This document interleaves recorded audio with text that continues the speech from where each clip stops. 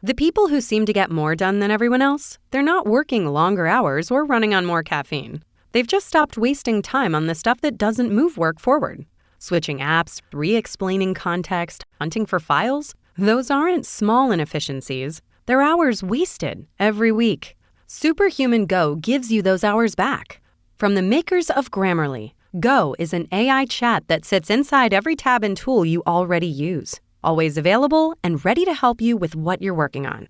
Ask it to draft something, summarize a long thread, pull up a file, or prep you for a meeting. Go handles it without you ever leaving the page you're on. This is what it looks like when AI actually fits into your work instead of adding to it. It's like having a teammate whose only job is to help you be better at yours. Go keeps up so you can move forward. With Go working with you, you can show off what you do best. See what Superhuman Go can do at superhuman.com. That's superhuman.com.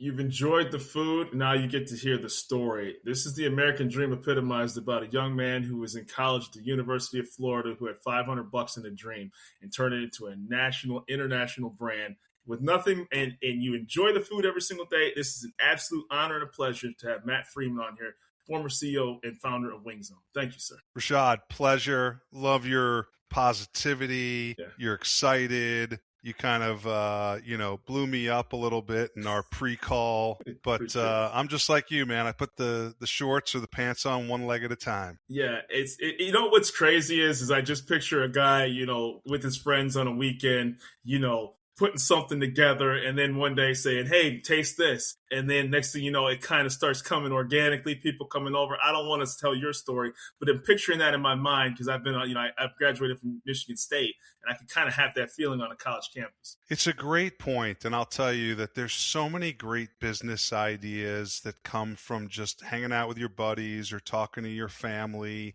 The real question that so many people probably ask themselves is how do you take this ideation, this idea, and actually put it to real world testing? Yes. And I think my story, which is so interesting of not having money, not having experience, but having a facility where I can test it with a target audience was really an awesome foundation. Beautiful. And so now let's dive into that. You're at your frat house. It was in 1993. For everybody who knows, this is pre-social media, so you really had to rely on word of mouth and your friends. No internet, really.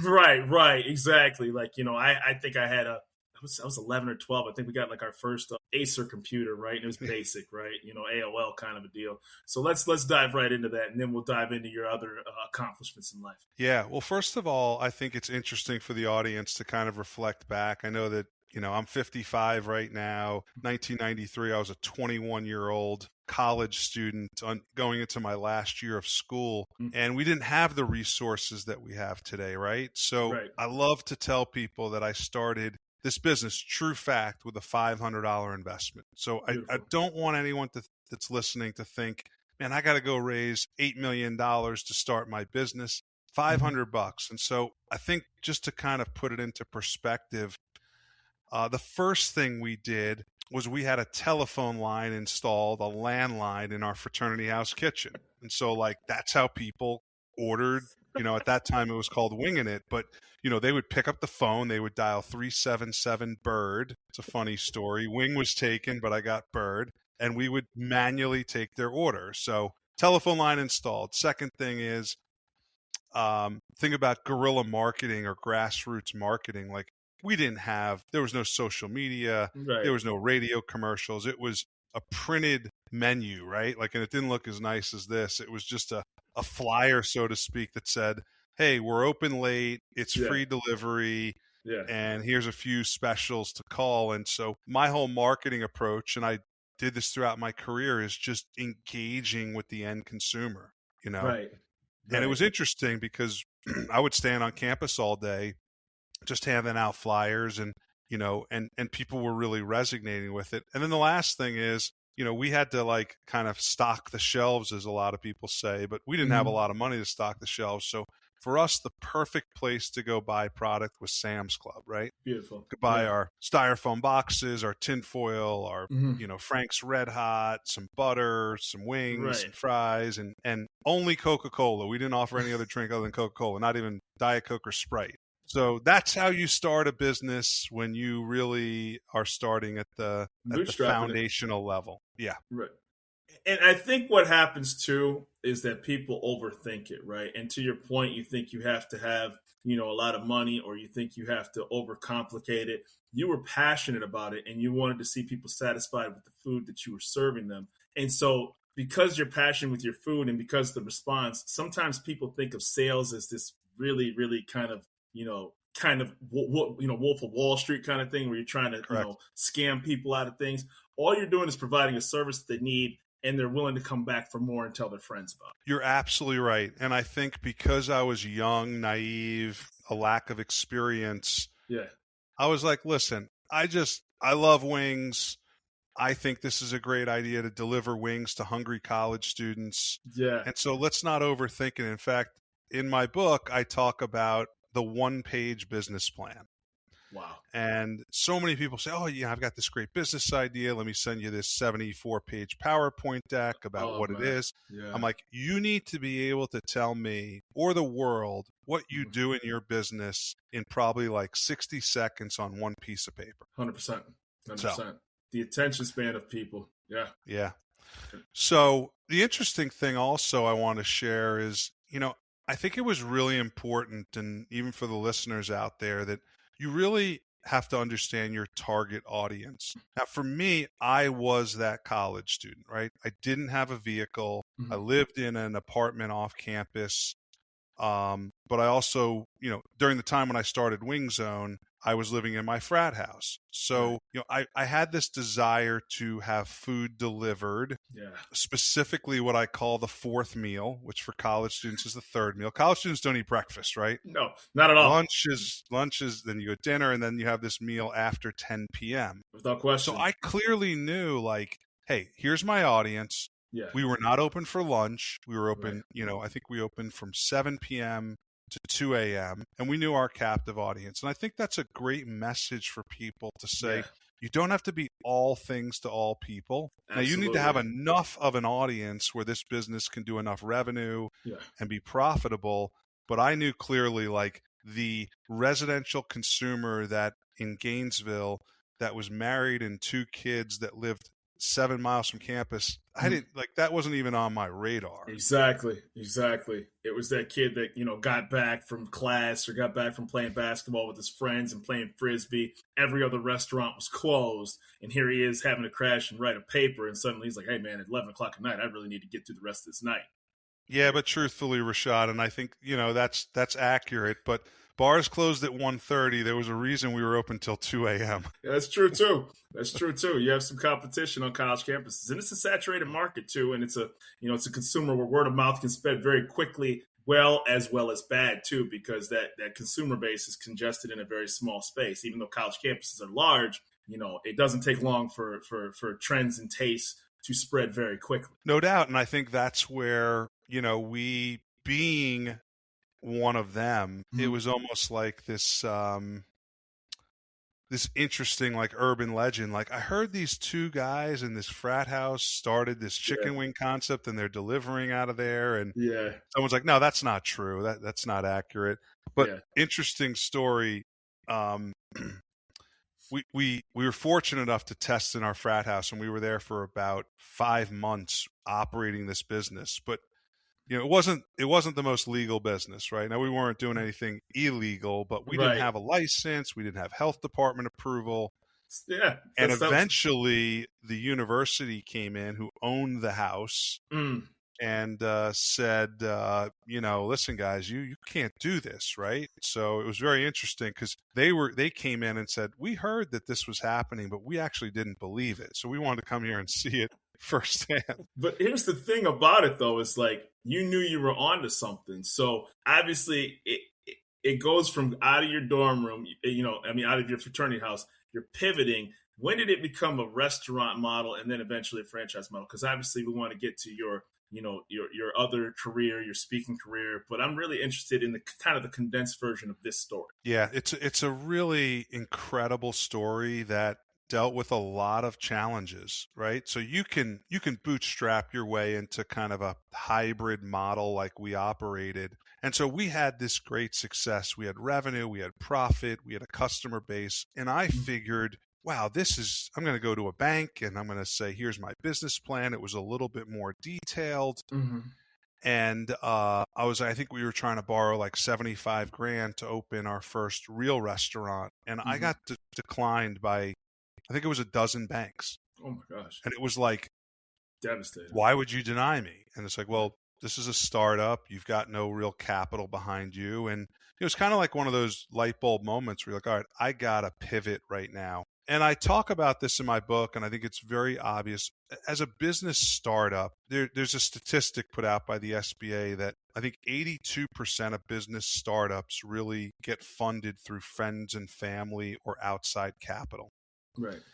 And the traditional, like, listen, banks now, they lent us money for years in scaling the business, but that's when we had, real financials. Right. So for me, going from the frat house to our first storefront really took a leap of faith by really my parents and my business partner's parents, who ended up really co-signing a loan for us to be able to actually open our first storefront, which opened in 1994. Now, I don't want the audience to think that we built this absolutely beautiful, amazing restaurant. Like, this was lipstick on a pig, right?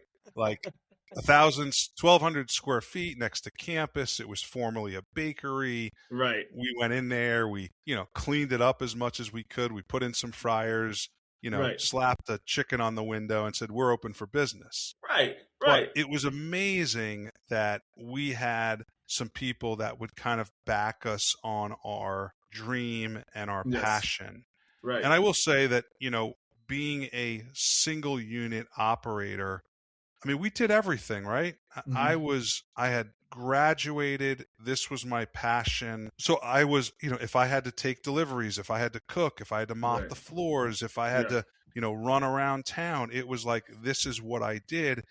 And I know this sounds crazy because it's 2026, but for the first year in business, we paid ourselves $200 a week in just a salary. Right now, I wasn't married. I didn't have kids.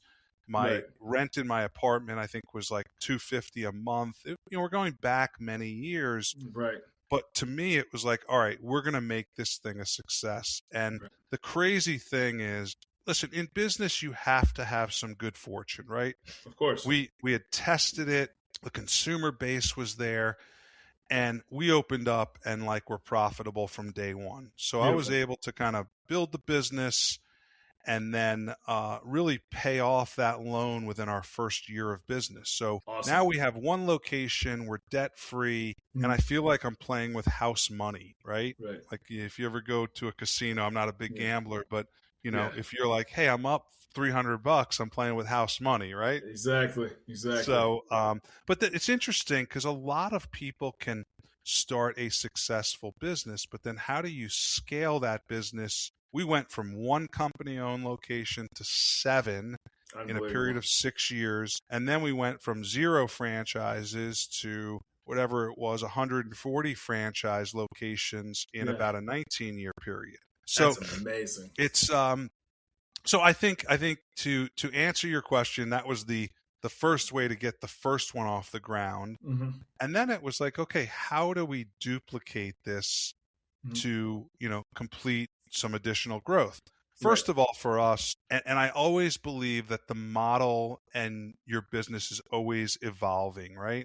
We learned things on how to buy products better, how to schedule better, how to market better, how to increase our profitability. And so I always felt like the next store we would open would be, we're going to do this one better and we're going to learn from it and some of those things. And it was store 4 that we opened in Tallahassee. We were doing college markets all in the Southeast. And that was 1996. We opened in Tallahassee. And it was the first time where I was like, man, we got this down. Like, we have nailed it. We got the right location.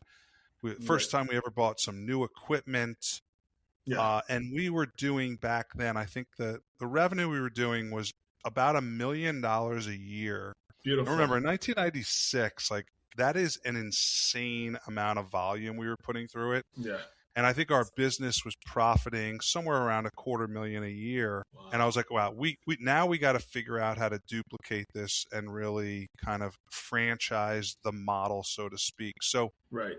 there were three real pivotal times in our career. The first one was the first location. Then it was building out a small group of company-owned stores, and then the franchising of Wing Zone. Now, I do want to share with the audience that each of those phases were very different, right? It's okay to, a lot of people can run a successful business. Then can you run successful multiple businesses? Right. And then franchising to me was just a different animal, Oh my but goodness. a model that I fell in love with. So Okay. I'm a talker, Rashad. So Listen, you can cut me off anytime you want. Why would I cut you off? I'm just, listen, I take every bit of anecdote that people are telling, and it's vicious. One thing that I will never do on this show is tell somebody to tell their story and then tell them to stop telling the story. I just want to be clear about that, because, this is juice that people typically have to have very hard access to get access to.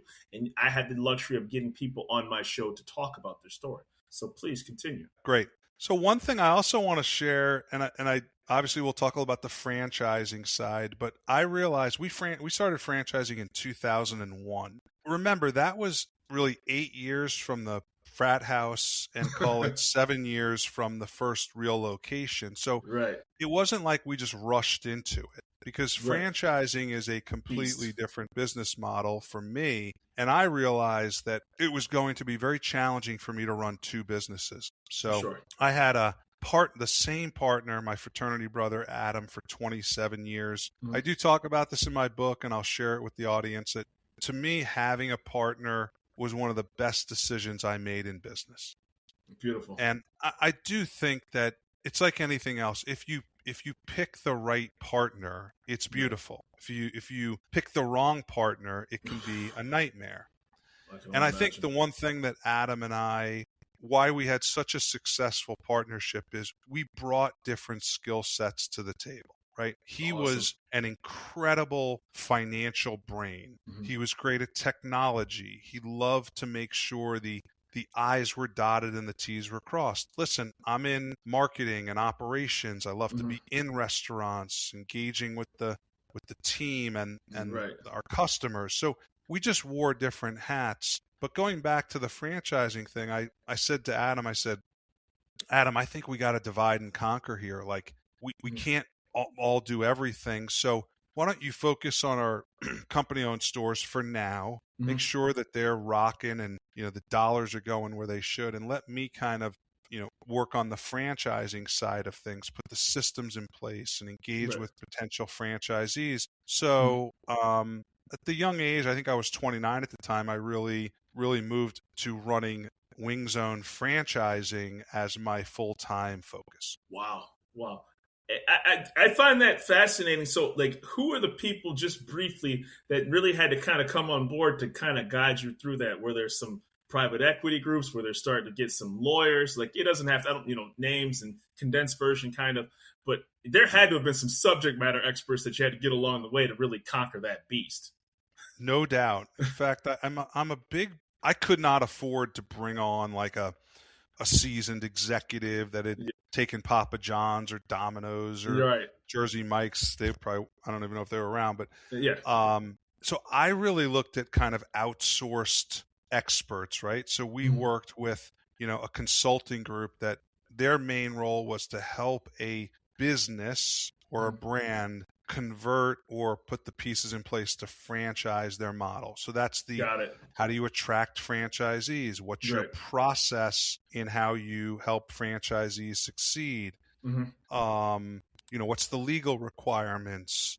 Some of those things were really helpful. And I think, we ended up spending about $100,000 to kind of work with this group or several groups, and it was money well spent. But I do remember that when we had gone through the whole process and we were kind of done, right? It was like, okay, you guys we've done our work, and it's almost like a handshake across the table. And I was like, damn, like, what do I do now? Exactly. Like, it's like they've kind of left me. So then it's like, all right, that now it's kind of up to me. And I think one thing that The people who seem to get more done than everyone else, they're not working longer hours or running on more caffeine. They've just stopped wasting time on the stuff that doesn't move work forward. Switching apps, re-explaining context, hunting for files, those aren't small inefficiencies. They're hours wasted every week. Superhuman Go gives you those hours back. From the makers of Grammarly, Go is an AI chat that sits inside every tab and tool you already use, always available and ready to help you with what you're working on. Ask it to draft something, summarize a long thread, pull up a file, or prep you for a meeting. Go handles it without you ever leaving the page you're on. This is what it looks like when AI actually fits into your work instead of adding to it. It's like having a teammate whose only job is to help you be better at yours. Go keeps up so you can move forward. With Go working with you, you can show off what you do best. See what Superhuman Go can do at superhuman.com. That's superhuman.com. Early on, we realized was that we needed people that were incredibly passionate about the Wing Zone brand to become our first franchisees. And I tapped into really some of my store managers. It was a great model because our first two franchisees were people that worked for me for, I don't know, maybe 6 or 7 years. They knew the business, and so they were like, man, I want this. Like, I see how well you guys are doing. I'm passionate about it. Right. And so that was a smart move, because in franchising, the reality is people want to validate with your franchisees. Not only do they want to validate the numbers and, is Matt and Adam a good guy? Are you, is this business profitable? Mm-hmm. But they want to say, like, hey, do these people care about you? Are they going to support me in some of those times? So having a few franchisees to start that were kind of homegrown was a really smart move for us. That's wonderful. And it obviously worked out really well because you eventually expanded to, I believe, 140 stores, if I'm not mistaken. Correct me if I'm wrong. But whatever you figured out in that fraternity house, in getting the people that were correct, that were closest to the ground in servicing the customer and representing your brand properly, it all worked itself out. And again, it's because you were passionate about what you were servicing to the customers. And like I said, there are a couple that are near my house. And I'm like, when I saw it, you messaged me and your team messaged me, sometimes you're not near the person who provides the service that I'm interviewing. And I'm like, oh my gosh, like, this is amazing. Like, this is the guy that started this. Yeah. And I think, throughout, I shared this with you kind of before we went on air, but it's weird. I always viewed it as kind of a small family business. Like, I never really viewed it as, I guess in entrepreneurship, I don't think you ever reach like a pinnacle of success and say, oh, I've made it, right? To me, it's the driving factor in who you are. I think we should have had 1,000 stores and we should have done more business. And so I think for me, it was always, I always kind of went back to where the humble beginnings started. Yeah. And I never kind of felt like we were bigger than what we had attained, so to speak. And I think that's a really important lesson. Like, no matter what level of success you're having or even challenges, you got to stay grounded in kind of what you're doing. And I'll tell you, even as I exited the business in 2021, I mean, even in my last few years, I mean, I was still working hard and, for sure, grinding and continue to do it. But, for me, it was, I think it's interesting. A lot of people ask me, like, why did you exit the business? And I think there's a series of things. I think I was 49 at the time. I was going to be turning 50. And I asked myself one simple question. I was like, do I want to do this for the rest of my professional career? Absolutely. I didn't have a legacy plan. The other thing, that Adam and I owned the company 100%. We had no debt. We had no investors. It was just the two of us.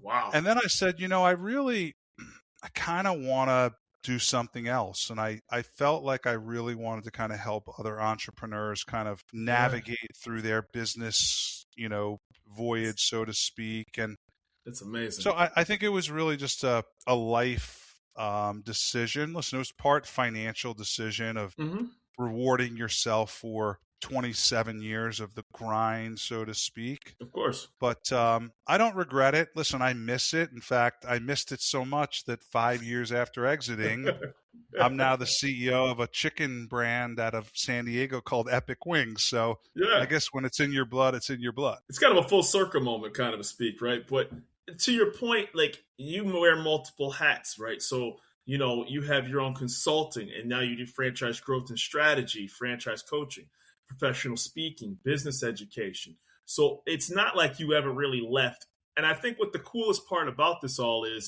that nobody kind of pulled you off to the side and said, we're going to be your coach. We're going to be your mentor. This is you went through the blood, sweat, and tears, mopping buckets, mopping floors, cleaning bathrooms. And like, okay, if you're not willing to get your hands dirty, then this is probably not going to be for you.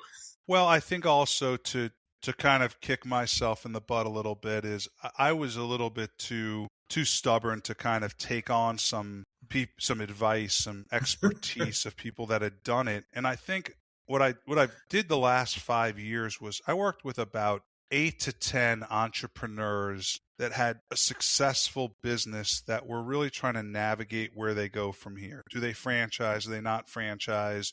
What are some of the challenges? And I'll tell you, as I went through this, I saw myself in them, and I was really proud to be like, man, I'm helping these people. Beautiful. Right. And I think that was part of the reason I also wrote my book, because I think I wanted to just share it with more than just the 8 to 10 people that had hired me. I wanted to share it with, an audience that's saying, okay, let me learn from this guy. And I think the one thing this is not a plug on the book. It's just saying, I think the book's very honest. It's not like, oh, this is Matt's house. This is Matt's boat. Right. This is like, let me tell you guys about the grind and the numerous mistakes I made throughout my career. Yeah. And I hope that you can learn from those things. And I think that too, what also helps is that to a degree, you didn't have social media because there's not that outside pressure of, oh, somebody attained a level of success and they're showing it in your face, because a lot of times what people have now is they want the immediate satisfaction because they see something on the internet or they see an Instagram reel or they see something, but they don't see the story behind it. They don't see the years of dedication, hard work, mistakes. So by not having that quote unquote white noise, so to speak, while you're building this, you're just basically on the go and you're like, okay, I'm going to figure it out. I don't care. Damn a health regulation. These people like my chicken. And if, the University of Florida says I can't do it, well, I got my customer base. So, hey, man, too bad, so sad kind of deal. I'm just going to move out the way. You're right. And I think I also like to tell people, think of 27 years from the beginning to the exit. Like that is a massive amount of time. Like understand that there is this instant gratification that people want. Like, hey, I have this great concept. I want to open 100 stores in the next 2 years. I'm like, no, you don't. You do not want to do that. Like that's right. Like that is a crash and burn likelihood because no one can handle that sort of growth. Right. So anyway, I think the other thing that I think just to share with the audience that I think is really important is, you have to, no one is expecting you to be perfect, and you should reach out to other people that maybe have a level of experience or even failure in your field to learn from it. I think sometimes entrepreneurs and people, they're too humble to really ask for advice. Yeah. And I think it's really, listen, I tell people all the time, like, let's just say you wanted to reach out to, let's just use me as an example. Mm-hmm. Hey, I'm thinking about starting a restaurant franchise, or I've got this great business idea. I want to reach out to Matt. Mm-hmm. 99% of the time, they won't send it. They won't send it. And they're afraid that they're going to send it to me and be like, and I'm going to respond back and say, why the hell are you emailing me? Like, leave me alone. Like, or you need to pay me $1,000. Yep. Meanwhile, the reality is most people want to help other people. I've noticed that. I have noticed that. I think it's the cynical side of people where you're like, obviously you'll weed out the people that aren't willing to put in the work, but the initial question be like, okay, well, they seem inaccessible, or it seems like it's too good that a CEO of a franchised wing company would want to talk to, me, trying to get this off the ground on the side, when in reality, you were that same person. I was, and you know what? I mean, I'm not. I think the other thing is maybe I think this is an amazing business idea. Yeah. Maybe I would invest in it. Maybe I have someone that would invest in it. You never know. Like, Yeah. The next great business idea is probably going to start with someone in their, in their basement or their living room saying, "Hey, I've got this great idea," or Yeah. I've got, I feel like I really want to take this leap of faith. Most people talk about starting a business or Hmm. taking that leap of faith, but very few do. And I do understand that if you've got, family commitments and other things, it's really hard. For me, one of the things that I think was advantageous was that when I started Wing Zone and I was in my growth years, I was not married, I didn't have Yes. any kids. Right. Like this was my focus. Mhm. And I think as life gets a little bit going on, there are more responsibilities that make it a little Without bit question. harder to take that leap. Without question. And that's the reality about it, right? Because, when you want to get something off the ground and you have a kindergartner tugging at your leg, sometimes that kindergarten can take precedence and your dream can be pushed back. But I think it's also very important to act on these things because time will ultimately pass you by. So it is a Yeah, delicate, and Rashad, not everyone's an entrepreneur. It's okay, right? Like for it sure. doesn't, I think for me, I don't know. I was wired a little different way. I've looked at friends go through corporate America and be very successful, and that's great for them. Mm-hmm. But for me, I really loved the freedom and the challenge of kind of creating my own path. It's And wonderful. so that's kind of how I've lived my life. And I think even in my new role, as CEO of Epic Wings, Yeah. this is it's a 33 unit chain based in Southern California, Wonderful. family owned, been there 40 years. But Yeah. I look at it as, man, this is an incredible opportunity for me to kind of do it again Mm-hmm. and, kind of scale this thing. Just brief question about the food industry and the restaurant industry. Obviously, and I say this respectfully, it's a saturated market, right? It truly, there's a lot of places where people like to go, just like the podcast industry. It's no different than what I do. How does a company stand out to get that dedicated base when somebody can duplicate a recipe? Then they can have the exact same menu offerings, the same pricing, and everything can kind of be very difficult to the non-dedicated customer to discern one from the other. Well, first of all, I think you hit the nail on the head. Like any business is challenging, right? There's competition now, more fierce than when I started. Listen, when I started Wing Zone, like you could get Domino's pizza delivered in like some local Chinese joint, and that was it. Yeah. Now, Right. if I sat in Gainesville, Oof. Florida, I could probably get food delivered from 1,000 restaurants. Oh my gosh. Yeah. So I think that, first of all, I'm a huge believer in building a really strong local and regional presence versus going Oh national. my goodness. For So sure. one thing I will tell you, like, that really excited me about Epic Wings was all 33 stores are within a 3-hour drive of each other. Beautiful. Right. So Beautiful. they own this region, so to speak. And listen, the truth is they opened in a few remote areas or outside of California and they failed because people don't Gotcha. know the brand. Right, right, right, So right. the other thing is that I am a big believer in simplicity of model, right? Right. And I think Wing Zone was a phenomenally simple model. Over time, I made it not so simple. That was a mistake, right? We expanded a Yeah. bunch more flavors and menu and different, added alcohol and other things associated with it. So I think simplicity is a foundation for consistency. I'll just pose this question to your audience. When you look at the places that you do business with or you Mhm. spend your money, I guarantee you that the ones that rise to the top, maybe they don't have the best food. I'm just talking restaurants Right. or it's all these things, but they are incredibly consistent. Yeah. Yeah. Customers will leave you when they do not believe that they will know what they're getting. If you Without go to question. Wing Zone and you have a great experience this time and next time and the next time it's not, Mhm. man, I don't know. Am I going to go there again? And then you go again and it's not, you Yeah. lost them. Without question. Like it's consistency is everything. And that's one thing that I do like about the new company I'm running is they are very disciplined in making sure that everything is the same in every store. Well, I think too, before you kick yourself too much, you've obviously scaled a very successful company that you were able to exit, and now you're CEO of a new company, Epic Wings. You don't you have to try, because at the flip side to that is the menu's the exact same. Your competitor brought this new flavor along. I'm sure you had tests of what people like. There's some intricacies involved with that. And if it doesn't work, then that's life, right? If a year from now the menu is exactly the same, 2 years from now, 3 years from now, you have to evolve. And sometimes those are just, course of the action, things that take place, right? And that's how businesses ultimately find out what consumer tastes are.